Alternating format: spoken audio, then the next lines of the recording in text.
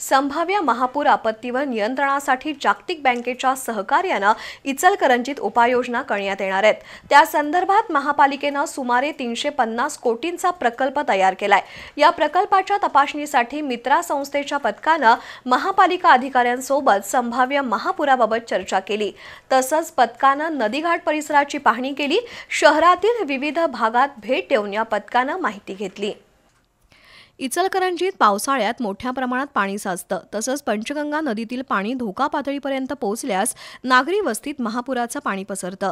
त्यामुळे रस्ते गटारी खराब होण्यासह मोठं नुकसान होतं। या पार्श्वभूमीवर शहरात महापुराची तीव्रता कमी करणं, पावसाळ्यात साचणाऱ्या पाण्याची तातडीनं निर्गत करणं यासह विविध उपाययोजना केल्या जाणार आहेत।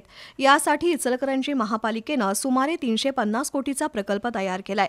या प्रकल्पासाठी जागतिक बँक आर्थिक सहकार्य करणार आहे, तर मित्रा ही कंपनी या प्रकल्पाचं नियंत्रण करते।